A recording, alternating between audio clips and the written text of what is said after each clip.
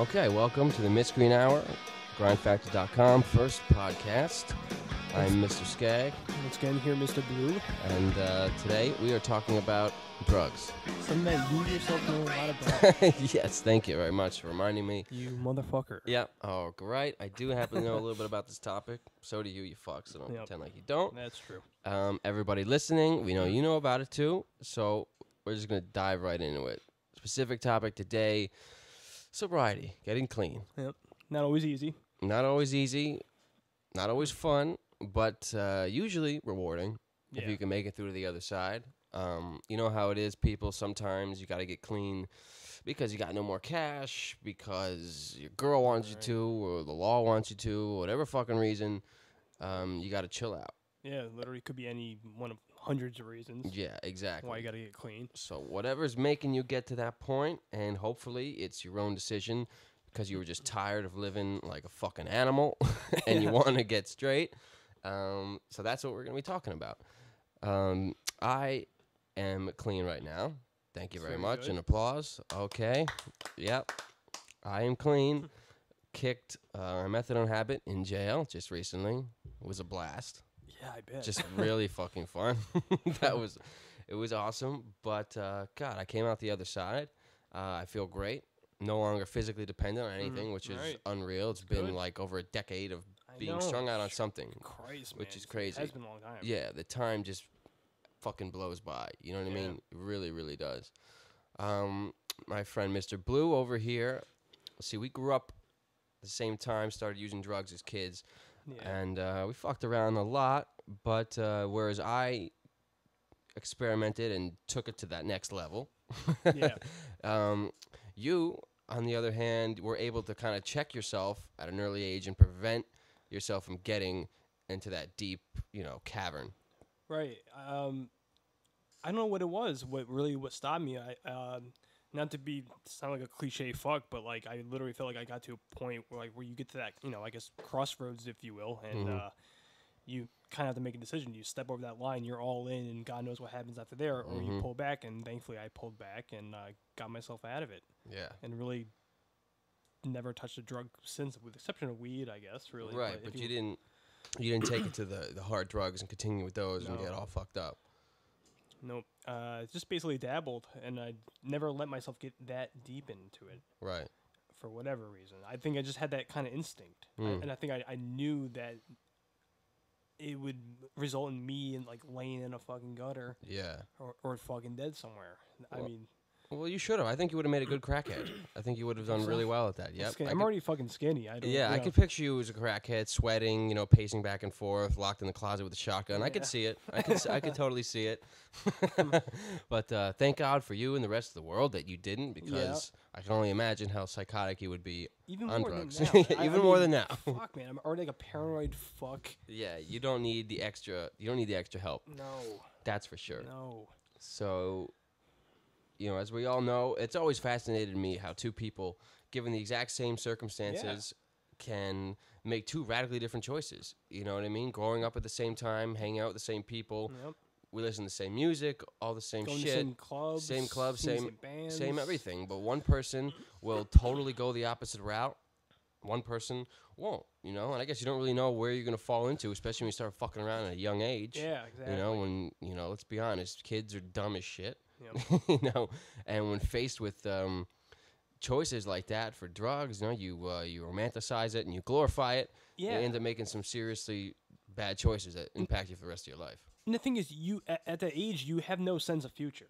Not at all. You can't, other than the dreams, the grandiose dreams you have of being a fucking rock star, wherever the fuck you want to do, you have no sense of reality in the future, what can actually come with decisions that you make. Right. You just can't fathom it at that age. No, not at all. Seems so far away. It seems like 25 seems like you're half dead. You'd be an old man. You can't even picture 25. Yeah, when you're 13, 14, 15, the idea of being in your mid-20s is just ridiculous. It's such a far-off concept. Yeah.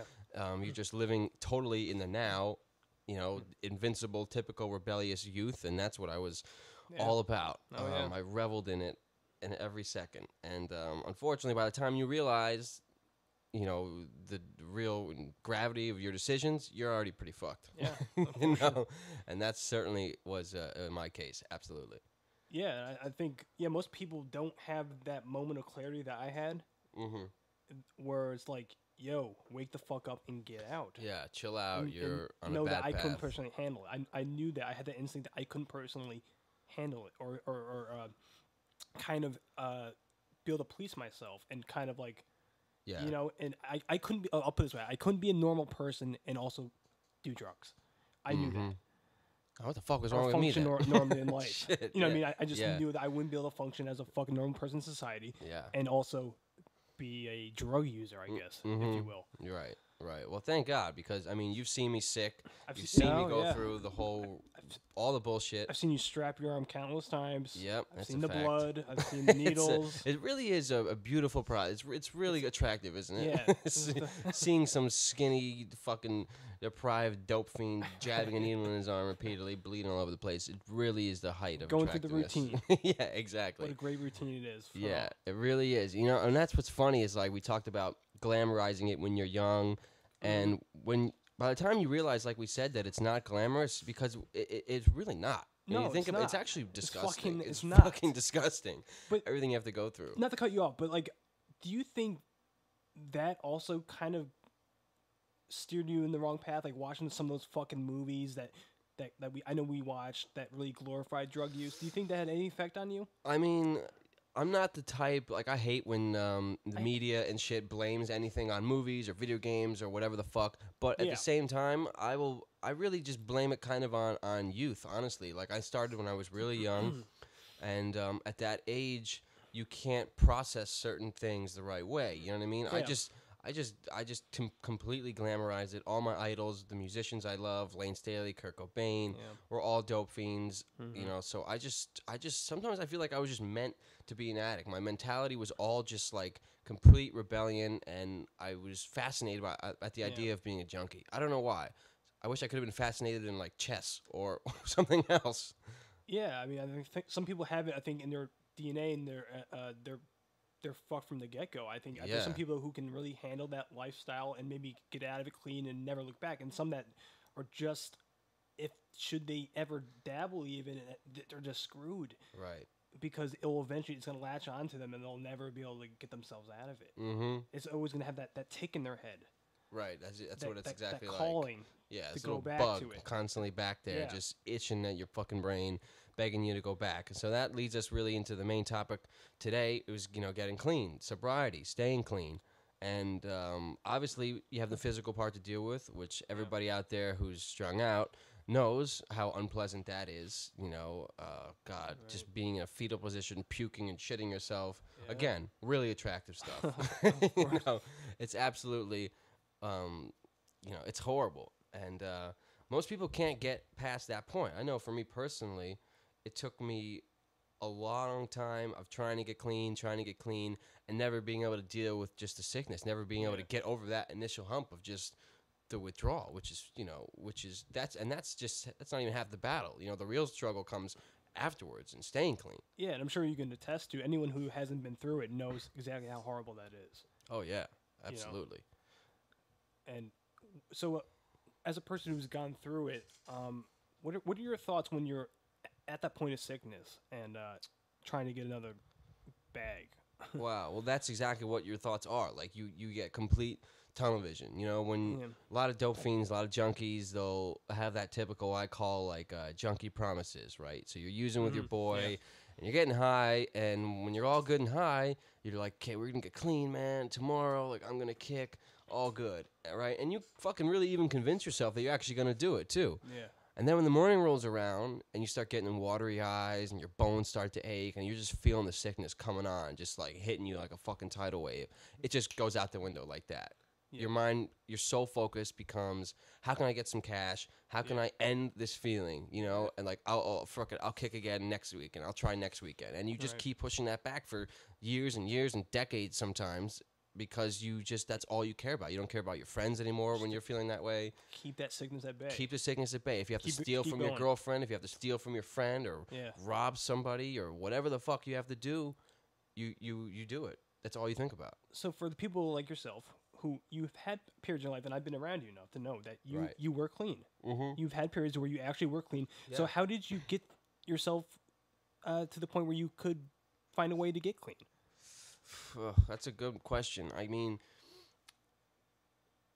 a lot of times, sometimes you get clean for reasons that are almost like, not from you. You know what I mean? Like the courts are forcing you, or your parents are giving you a hard time when you're young, or your girlfriend or your wife or whatever, and you're doing it for them just to get them off your back. Yeah. Right? But it's never going to last. You're never going to stay No. straight that way. So I feel like this time around, I was on methadone for a while, so it's not like I'm coming right from the streets anymore, doing dope, because I wasn't doing that for a good amount of time. Plan was to get off the methadone, taper down, but that shit, some people end up on that stuff for the rest of their fucking lives, just total zombies. True. I didn't want to do that. Yeah.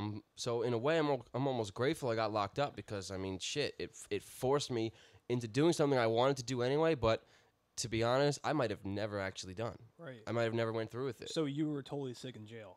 Oh yeah. I was fuck. I was ill. It's gonna be miserable. Yeah, I was super ill, and in there, man, you just hug the cot, and that's it. You just puke till you fucking pass So out. they didn't do anything for you. No, they don't give you shit. You know what I mean? I guess it depends where you're locked up, but where I was at, they didn't give you dick. You know what I mean? No methadone, no Suboxone. They'll give you some Motrin, just over-the-counter meds. That's it. And if you bitch too much, CEO will walk by and, just fucking tell you to hug the cot. That's it. Yeah. Tough it out. Am I wrong? When there have been some people who had complications and died during withdrawals, correct? Or That's yeah. or am I wrong about that? No, that's true.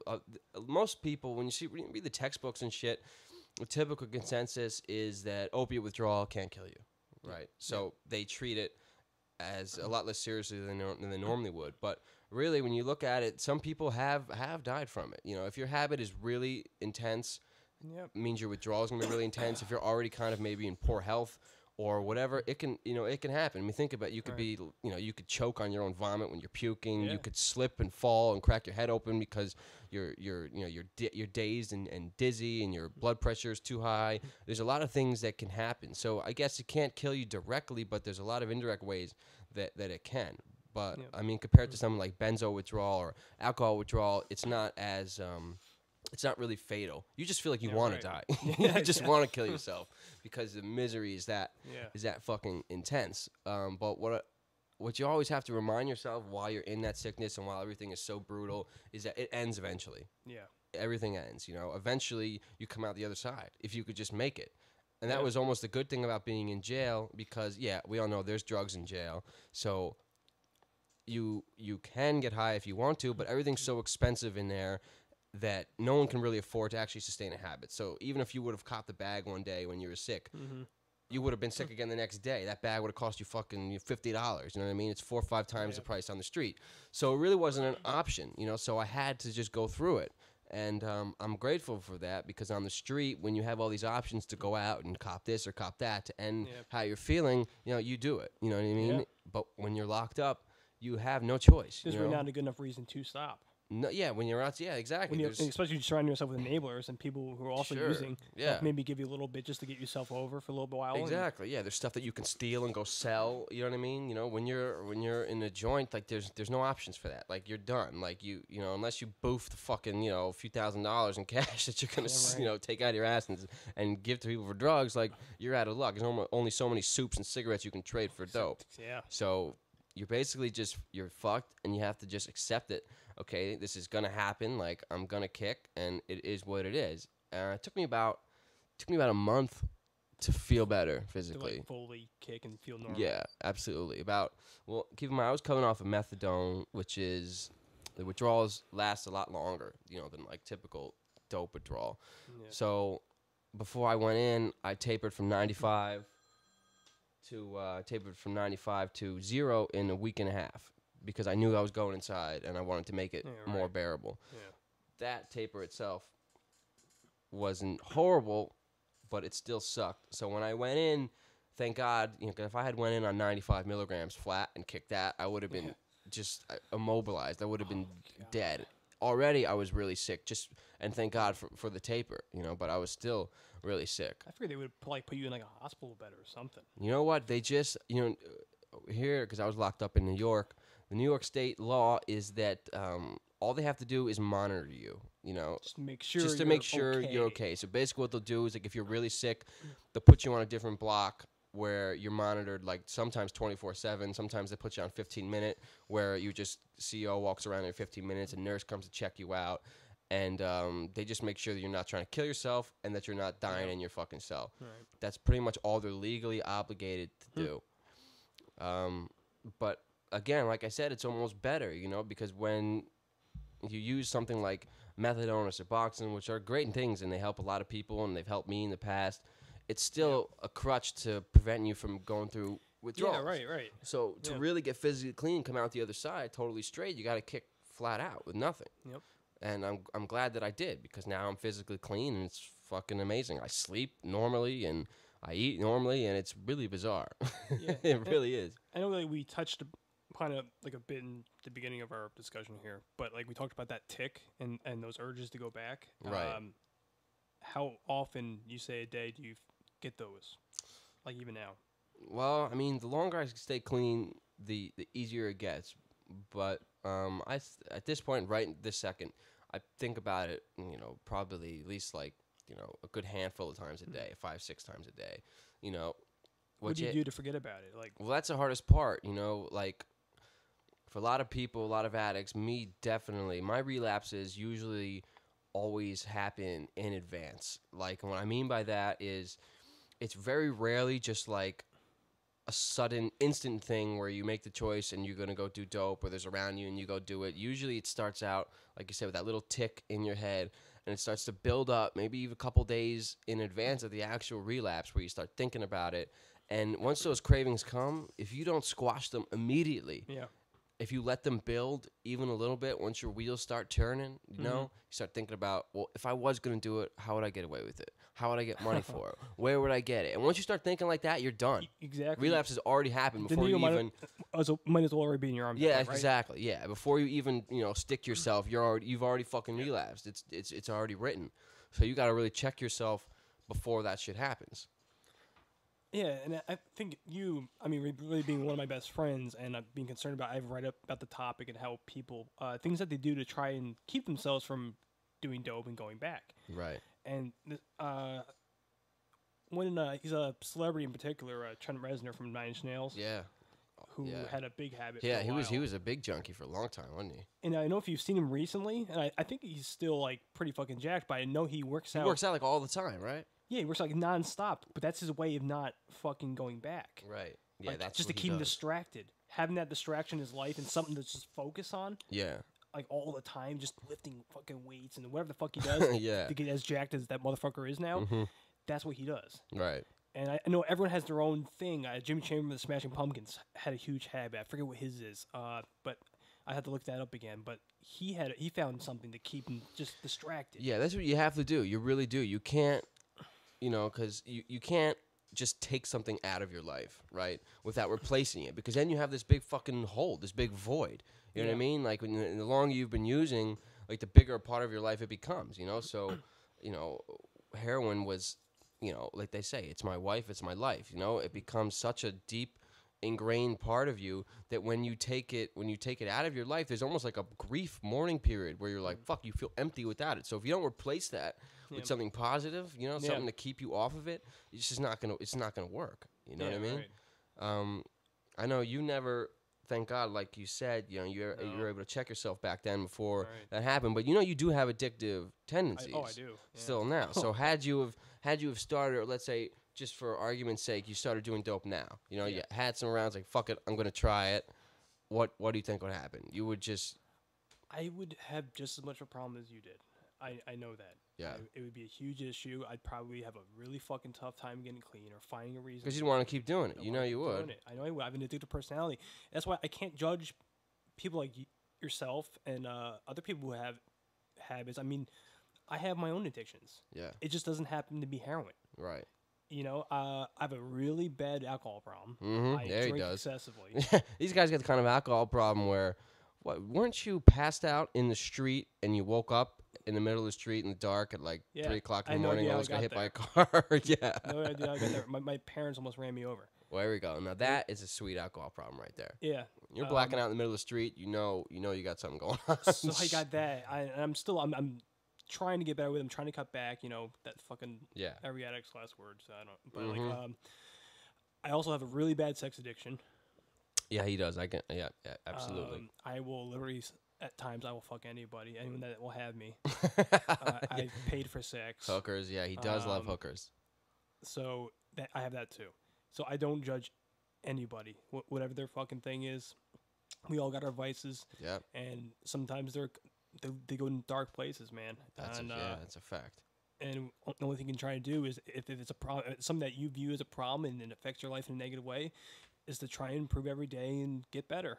One step at a time. That's really all you can fucking do. Yeah, exactly. Yeah, the whole one day at a time thing. And look, me personally, I'm not really one for like the whole NA, AA shit. I have my own qualms about that. But some of the things they say really are true, right? And the one big thing, and this goes for like any part of your life, that one day at a time. It sounds corny as shit, even saying it. God, fuck. But you cliche cunt. Yeah, shut exactly. Shut up, you fucking cliche, arrogant assholes. But it's true, man. Like one day at a time. Because if you start thinking about the future and you start, racing about what if this and what if that, you're just fucked. You know what I mean? Yeah. I can't live that way. Sometimes I got to live 1 second at a time because my mind races so fast. Second, minute to the hour. I mean, whatever you got to do. Yeah, man. Whatever you got to do. That's really it. And when you think too far ahead, that's when you absolutely go back down to the meeting spot. Yeah. And you're seeing the dealer again. That's it. Back to the races. You're making your way to the brothel. Yeah, exactly. Fucking the massage parlor. Yeah, you're going to the massage parlor, looking for a nice Asian hooker. Do you right? Yeah, man, it's fucked up. It really is, and there's no one size fits all. There's no one answer that's gonna solve everyone's problem. Yeah, that's true. You got to figure out yourself. You can only figure out what's gonna keep you clean or stay away from that particular vice in your life that you don't appreciate and it's dragging you down. Only you can figure out what's gonna keep you away from it. Right. Ultimately. Yeah, it's got to be your choice, and you got to look deep in yourself and figure out what it is that's going to keep you straight.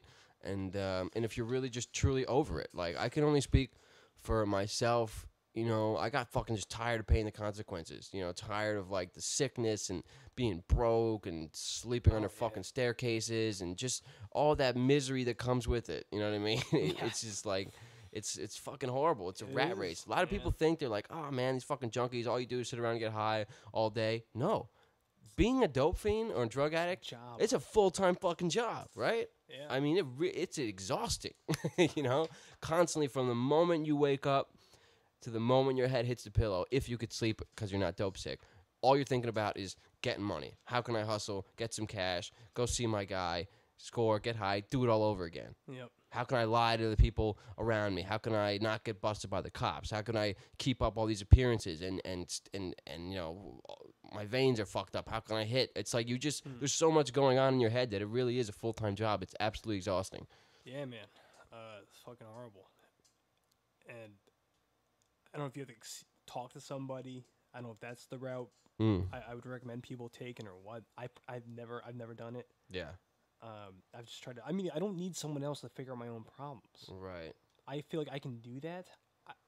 I don't know. What did you say? Have you ever talked to anybody about it? Like, sure. I mean, I've been to plenty of rehabs and shit like that. Yeah. And to counselors and up the ass, But usually they all say the same shit. You know what I mean? Like you can only really be told so much. Like it's got to be an internal dialogue with yourself. Like you got to just want to be done with it. You know what I mean? No clever little AA slogan or some wise pearl of wisdom from a fucking counselor at rehab that he read out of a textbook somewhere is going to do it for you. It's just not. Yeah. When you look at the statistics for most rehabs, AA, NA, it's like a 95% failure rate. You know what I mean? And it doesn't work for a lot of people. Works for a few for sure. It still amounts to millions of people, but a lot of people are in and out. And you go to detox, people have been there 7-8 times. People have been to fucking 50 different rehabs. You know what I mean? So you got to just want it. You really got to want it for yourself. That's true. Period. And I think if you can also figure out and it's not always easy. I admit that, but if you can figure out the reason maybe why you abuse drugs, alcohol, whatever the fuck it is, what that core reason is, that can also help to maybe get yourself to a place where you can eventually stop. I know I had terrible anxiety growing up, and even recently I've been out of work for a while, and my anxiety has been like nothing like I've ever dealt with in my life. Get this guy a fucking Xanax, somebody. Absolutely horrible. So I decided for myself I never want to be treated, but I finally got treated, and I tell you what, man, it's helped a lot. I've already been drinking less. Yeah. And maybe it could be something like that. Where you have a really bad anxiety disorder, and it could be something like that simple. You get a little bit of treatment for that, and it can solve a whole slew of other issues that really plague your life. Yeah, sometimes you got once you pinpoint and start fixing that one really big figure thing, what it is. Everything else kind of comes into place. Maybe for me, and I think for a lot of my issues, and a lot of my self-destructive behavior had a lot to do with my anxiety, my really fucking bad anxiety disorders. That now that they've been treated, I'm already a lot better. Yeah. I mean, I'm not completely cured, I would say. I'm not, 100% all my bad addictions, I would say, that or these things that I believe really, like I said before, negatively affect me or try to tear me down. Yeah. It's not 100% cure, but I feel like I'm definitely getting to a place start. where like I can get a handle on it. Sure. For the first time. Dark, it gets deep real fast, but that doesn't take away from, especially when you're young, before all the real deep, hard drugs come into play, the fun, crazy shit that happens when you're just young and crazy. Still fun and games. Yeah, and it's still fun and games, getting high, fucking around. I mean, that shit is crazy. Remember when we were kids, back when it was just innocent, rebellious fun. Yeah, we're just pretty much just smoking weed. Just smoking weed, taking shrooms, drinking booze. Perhaps a little Coke. Yeah, maybe. a little Coke here and there. Really, all we had to do to try and just, see some chicks' tits or whatever. That's really what it all came down to. When just we trying were to kids. see tits and finger their pussies. That was it. That's all we cared about. God, we were so young and man. perverts. Young little fucking teens. Yeah, little bastards. If I saw my younger self right now, I would kick him in his balls and be like, you stupid little fucking bastard. You pervy little bastard. Fucking clean up, you cunt. Yeah, clean up your fucking ass. asshole. Yeah. Oh, God. It reminds me. I remember this one time we were smoking weed, and it was the first time we got shit that was laced with. Remember it was laced with the PCP. Yeah. God, that was a fun day, wasn't it? That's the first time I actually tripped, I think. Yeah, we were tripping balls, and sometimes you guys, like when you trip out, as a lot of you know, when you're with somebody else, like your trips can kind of sync up together, where you see the same shit at the same time, and that's like a really bizarre experience. Yeah. I remember when it hit us, we'd smoked weed and now we're going for a walk, and all of a sudden it's like, I don't feel quite right. Like, this is not just a weed high at this something point. is up with going on. And then all of a sudden you start looking up at the clouds and you see them morphing into this weird, bizarre shit, and you start seeing odd things out of the corner of your eye, and you're like, oh boy, I'm in for it now. Yeah. Especially you don't know what's coming. Then it gets really overwhelming. We were young, had no clue that it was about to hit us, and bam. What were you? It'd be one thing we were prepared for it. I think. That'd be one thing. Like mentally get yourself ready for it, but we so weren't. Oh, fuck no. And that was a crazy trip. And I think we were walking up and down the street, and your dad drove by. He did. Saw us just fucking eyes bugging out, looking like a couple zombies. Yeah, I remember like the expression on his face, like his face like sunken, like he knew something was going on. Oh yeah, I mean you could not look at us and not know something was wrong. But I think he just like, I don't know, but he did end up driving away. He probably just like, I almost forget exactly what he said. I remember. I don't even know. But he was suspicious as fuck. He must have been like, I don't want to deal with these two fucking idiots right now. Something. Yeah. That was that was insane. But still fun, still, still good times. I remember we used to raid our parents' liquor cabinets, and this is absolutely disgusting. There's no way I could do this today. We would take a empty Poland Spring bottle, and we would fill it up with a little bit of liquor from every bottle in the cabinet. Because if we just took all vodka, they would know that we'd taken it. So we took a little vodka, whiskey, tequila, mix them all into one bottle, and would just guzzle that even shit. liqueurs, we add everything that was just everything that was around. Disgusting. It was the absolute most disgusting cocktail imaginable. but we fucking made it. We drank it and we loved it. Loaded. Yeah, loved We it. got lit. Just because we were, you got loaded from it. You were drunk. Yeah, you were having a fucking is awesome. Yeah, having a great fucking time. Great. It was awesome. It really was. But I remember another like a weird tidbit during our that first initial like trip for us. I remember we were sitting at the bottom of this fucking hill. Mm-hmm. And the Big Hill, as we used to call it. The Big Hill. Creative name. Yeah, and it really wasn't even that big. Yeah, it was like a fucking. And I remember like the feel. It seemed like the leaves rustle towards me, and the feel like the wind. I felt like all my senses were heightened, and I suppose they were. And I remember looking over these trees in the distance, and I saw what at least I thought. It looked like literally monkeys running up the tree and jumping off and dying. One by one, just killing themselves. Monkey suicide, you saw. Slamming on the pavement. Oh, my God. Off of the tree. Yeah, I think that would be the definition of a bad trip. Yeah, that was a horrible trip. That sounds like a bad trip to me. It fucking sucked. A monkey suicide trip? Really yeah, freaked me out. that's Yeah. fucked up. That is fucked up. God, that was such a long time ago. But it's still, right? It's amazing how, like, one serious trip can, like, just... You'll never forget. You'll never forget it. It'll just be burnt into your mind for the rest of the time. Yeah.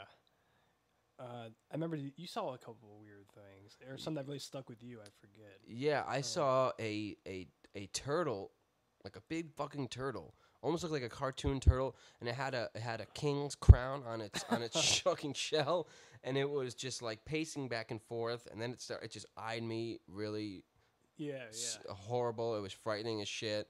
That was a disaster, and I think I actually had to go home early and eat dinner with my parents, sitting at the dinner table, still tripping fucking complete balls. You know, that was God. And I also remember and after you came back from dinner, I think I was just hanging outside. I didn't go home. Yeah. And when you came back, we were walking probably towards my house, I'm guessing, right? Mm-hmm. And the sun was setting, and I saw like I guess what I imagined was like stained glass Jesus. It was like, I don't know if you go into any churches, if you guys frequent churches or Christians, whatever. But it was like if you see those stained glass portraits of Jesus or whatever, That's what it you was saw? literally that in the sky. The sun behind him or whatever it is, and those. So depictions. you saw the man upstairs. I saw the man upstairs. Did he say anything to you? Give He you any said advice? nothing. He bestowed no knowledge upon me. I Nothing? could have used some at that That fucking point. bastard. Yeah, I could have used some too. I could use some right now. I know. Fucking nothing, but he just stood there looking at me. Wow. In those stained glass glory. Jesus. Yeah. Literally. Oh, man. Okay, so to wrap things back around, there's obviously some really funny times when you're kids. There's even fun times even when you're in crazy addiction. But eventually it gets to that point, if you cross that line, where the fun times go away and they've been gone for a long time. And it may be time to think about, time to hang it up. We're not saying don't live your life, don't enjoy your life. But as they say, everything in moderation. Yeah, right, exactly. So only moderately shoot massive amounts of heroin and cocaine, just moderately. Yeah, just a little bit. And you'll be all right. Yeah. Or not. Yeah, or not. So that is it for this podcast. Thank you for listening. GrindFactor.com, Mr. Skag. And Mr. Blue. And there's also, I think you said there's forums and different places that you can, if you are struggling. Yeah, if you're struggling, we have a great sobriety forum.